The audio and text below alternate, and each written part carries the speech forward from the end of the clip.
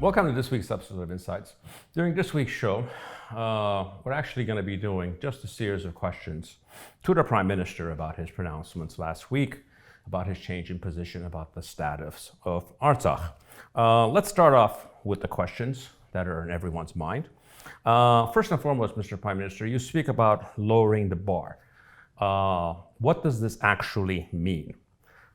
If you are conceding the right to self-determination for the people of Artsakh, what are you exactly getting in return, specifically in the context of security? Secondly, you're talking about that international friends or allies are pressuring us or asking us to lower this bar. So my question is, can you tell us which countries are doing this and what is the rationale that they're making to you for lowering the bar on self-determination for the people of Artsakh? Let's move on to the minimal standards that we all expect from you to come back with any negotiations. And there are actually two things. The first one, and the most importantly, is the physical security of the Armenian residents of Artsakh, that they can live in peace without the threat of intimidation, war, of ethnic cleansing. The second one is that under no scenario do the Armenians of Artsakh live under the thumb of the Aliyev regime, i.e. the Aliyev regime has absolutely no say on their lives.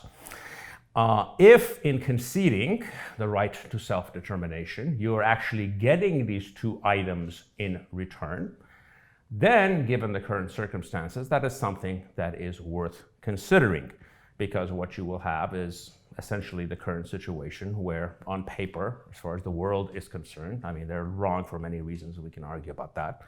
Artsakh is Azeri territory, but in practical terms, the Armenians of Artsakh live according to their own rules and under their own rule.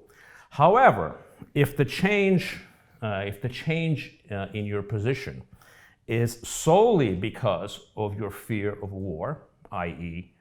another war, another defeat, all you're going to end up getting is humiliation today and war a few months from now.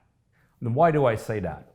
The reason is this, is if the primary motivation is fear of war, and obviously the other side knows that, and given the nature of the regime in Baku, this process will repeat itself on one issue after another for another 5 or 6 months, where they'll come up with something else, and we'll have the pattern that we have right now. And what is that pattern? This is the pattern that we've seen since the end of the war. Aggression on his part, then negotiations, and then concessions on your part. None of this will change, and this process will continue to repeat itself until the cost for aggression is higher than the cost for peace. And on this point, if as Prime Minister, your first, second, and third priority every day is not strengthening the country's military, you are failing on your job, because that is the only thing that will change this variable. Let's go over the facts and the options if your change in position is actually motivated by your fear of war. Before I continue, I just want to be very clear. Peace is always preferable to war. And I commend anybody on our side who's actively working with international friends and partners to make sure that we have peace and do not have war. That has to be the standard within limits that respect our rights and security. Mr. Prime Minister, your hand is not as weak as you might think it is. Let's start with Artsakh itself. If the purpose of the Aliyev regime is to have some kind of an attack to ethnically cleanse Artsakh of all its residents, they'll have to essentially be shooting and killing Russian peacekeepers, which, short of a state collapse in Russia, is not a scenario that Aliyev will ever risk. Secondly, in this current environment, especially the way military technology is in the world, there are actually concrete steps that can be taken to actually strengthen the Artsakh military and security systems to protect that country in many more advanced ways, given all the technological changes that are going on, and the way the Ukrainians are responding are a very good example of that. Third factor is what I call the distracted Russia factor. Obviously, we know that the current Azeri aggression, or Aliyev's aggression against the people of Artsakh, is driven by the fact that he thinks it's a distracted Russia in Ukraine, and this is his chance to sort of change and challenge the status quo. However, that is not a one-way streak, because if Russia is distracted from Azerbaijan, Russia is also distracted from Armenia. Let me give you a perfect example of this and the opportunities that are out there. This is a video that was put out by the Iranian Revolutionary Guard Corps over this weekend.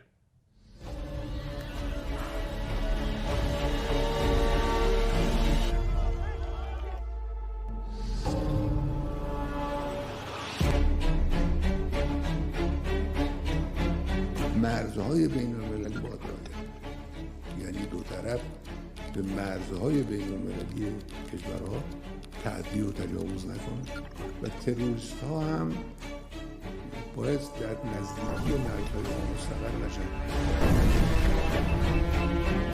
ما برای تمامیت ارضی همه کشورهای منطقه احترام قائل هستیم و هر گونه تغییر در ژئوپلیتیک مرزها رو نمی‌پذیریم به خط قرمز جمهوری اسلامی.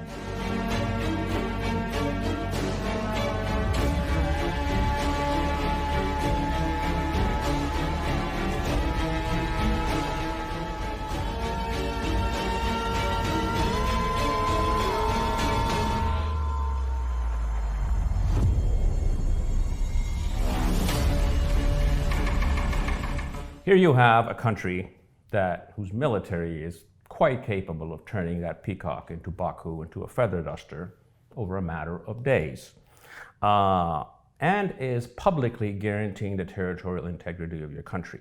My question for you is, what have you done with this?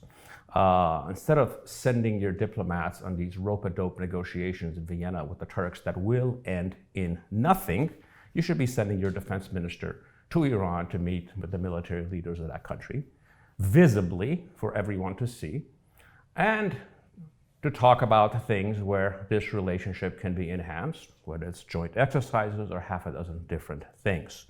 What is discussed, the other side does not need to know, but they will get the hint very quickly.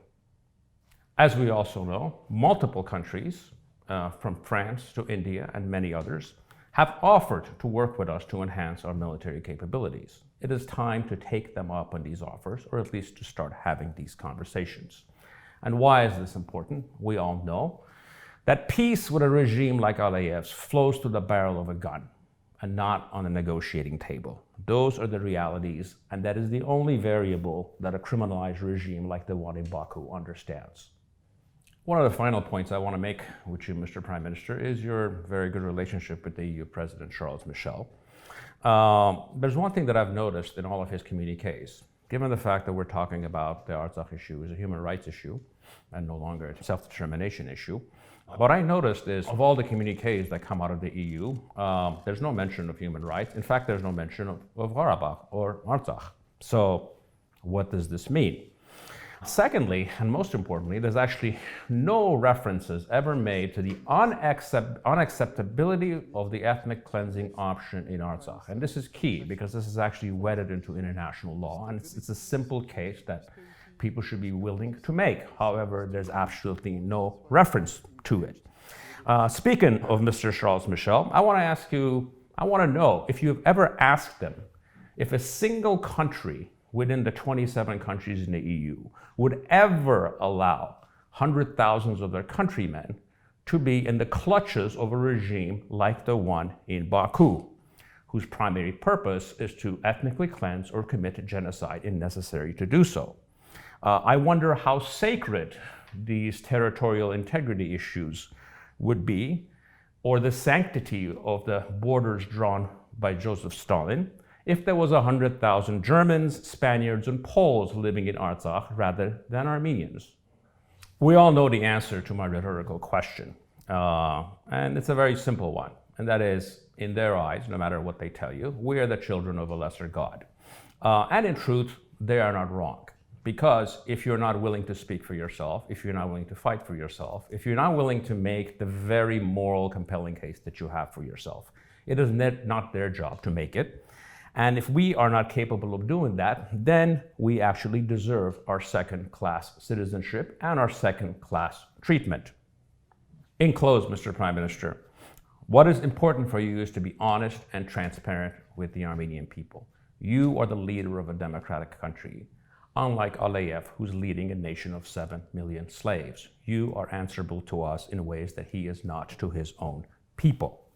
What is important is for us to know, for example, if you're capitulating, then explain to us the reasons why you needed to make that decision.